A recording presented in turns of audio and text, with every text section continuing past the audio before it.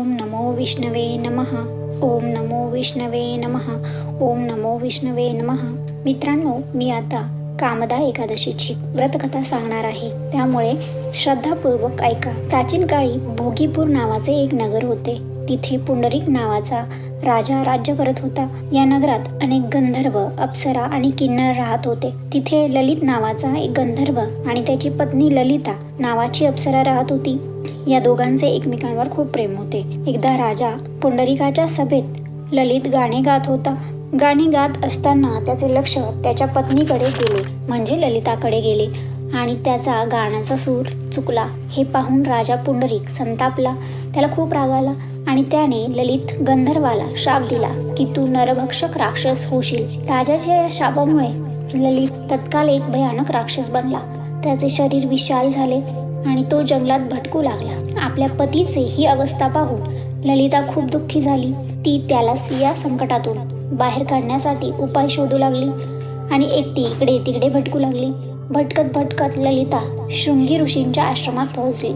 तिने ऋषींना सर्व हकीकत सांगितली आणि ऋषीकडे तिच्या पतीला म्हणजे ललितला पूर्ववत ठीक करण्यासाठी उपाय विचारला. शृंगी ऋषींनी तिला सांगितले की चैत्र शुक्ल पक्षातील कामदा एकादशीचे व्रत कर. या व्रताचे पुण्य तू तुझ्या पतीला अर्पण कर, ज्यामुळे तो राक्षस योनीतून मुक्त होईल.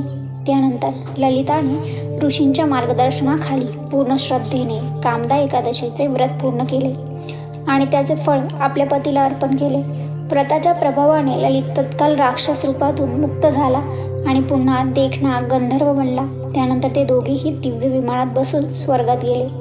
ही कथा सांगते की कामदा एकादशीचे व्रत केवळ स्वतःसाठीच नाही, तर आपल्या प्रियजनांच्या कल्याणासाठी आणि त्यांच्या पापाच्या क्षालनासाठी देखील केले जाऊ शकते. या व्रतामुळे व्यक्तीच्या सर्व मनोकामना पूर्ण होतात.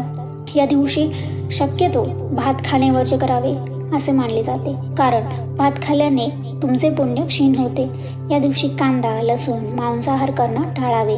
दारू पिऊ नये, वाईट बोलू नये. तुळशीची पाने एकादशीच्या दिवशी तोडू नयेत, ती आदल्या दिवशीच तोडावी. लक्षात ठेवा, एकादशीचे व्रत पूर्ण करण्यासाठी पारण म्हणजे उपवास सोडणे अत्यंत महत्त्वाचे असते. जर योग्य वेळी पारण केले नाही तर व्रताचे पूर्ण फळ मिळत नाही असे मानले जाते. चैत्र महिन्याच्या शुक्ल पक्षात येणाऱ्या या एकादशीचे महत्त्व आध्यात्मिक आणि धार्मिक दृष्टिकोनातून अनन्यसाधारण आहे. कामदा म्हणजे सर्व इच्छा पूर्ण करणारी एकादशी. असे मानले जाते की या दिवशी श्रद्धापूर्वक व्रत केल्याने ब्रह्महत्येसारख्या महापापातून मुक्ती मिळते. तसेच भक्तांच्या सर्व सात्विक इच्छा पूर्ण होण्यासाठी हे व्रत विशेष फलदायी मानले जाते आणि हा दिवस पूर्णपणे भगवान विष्णूंना समर्पित असतो. त्यामुळे जमल्यास या दिवशी श्री हरी विष्णूंची पूजा करावी, आरती करावी, मंत्र जाप करावा.